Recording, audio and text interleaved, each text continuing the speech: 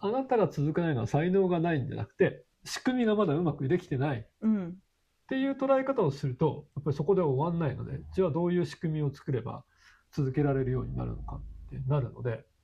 こんにちは。こんにちは。才能って何？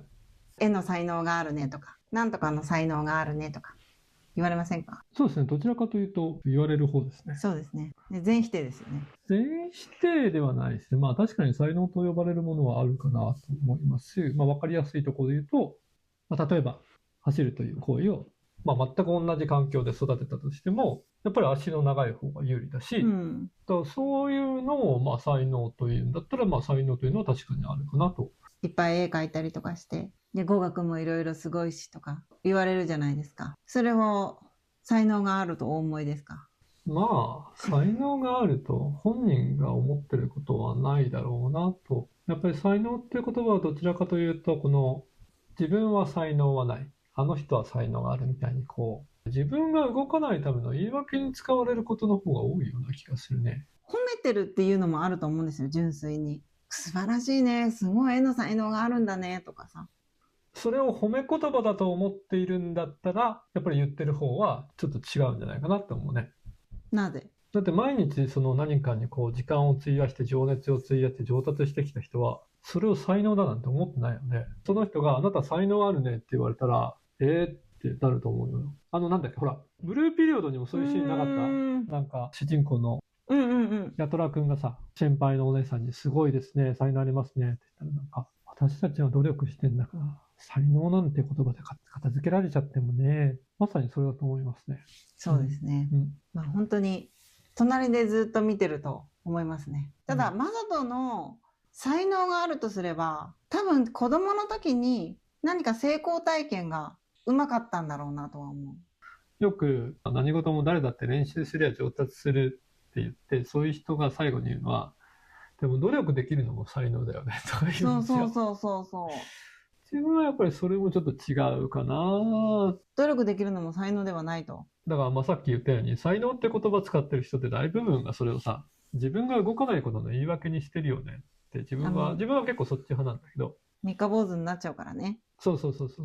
で、例えばその人がじゃあ三日坊主になった時に、自分は才能がないから続かないんだって多分そういう人は思うわけですよ。で、続く人を見て、あの人は努力のできる才能があるから続くんだと思うわけですよ。で、才能という言葉にフォーカスしてるとそこで終わっちゃうんですよ。でも実際はその続く人っていうのは、続くための仕組みを頑張って作ってるんですよ。あなたが続かないのは才能がないんじゃなくて、仕組みがまだうまくできてないっていう捉え方をすると、やっぱりそこで終わんないので、じゃあどういう仕組みを作れば続けられるようになるのかってなるので、だから自分は才能っていう言葉を使ってる人ってすごい危ないなと思うね。才能っていう言葉を使ってる限り、改善することをしない言い訳に簡単になっちゃうので。自分ができない言い訳をね。だから例えば今、美咲が、足が遅いです。別にこれ才能がないわけではないだと思うんだよね。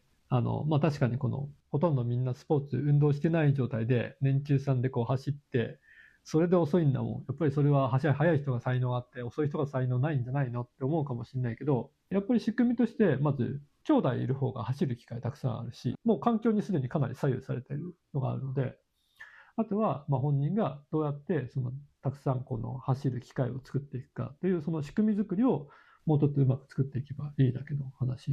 だから続けられる才能なんてものはないです。続けてる人はそもそも続けられる才能なんてものを信じていないから、続けなきゃいけないように自分の周囲を、環境を作ってる。もちろんそれは単純なこともあるよ。例えば、机の上を常にきれいにしておくとか、毎朝ジョギングしたいんだったら、もう寝るときに最初からもうジョギングウェアで寝ちゃうとか、もうそういう環境的な仕組み作りから、あと人によってはね、あえて周りに宣言することで、この周囲からのプレッシャーを自分に与えてやるっていう人もいると思うし、やっぱりそういう仕組み作りをうまくやる人が続けられるのだって、別にそれは続けられる才能でも何でもないなと思いますね。ルーチンができるかどうかですね。そうですね。ルーティンができるかどうか。これすごい重要だと思いますね。マサトと出会う前は、いや才能はあると思ってたんですけど。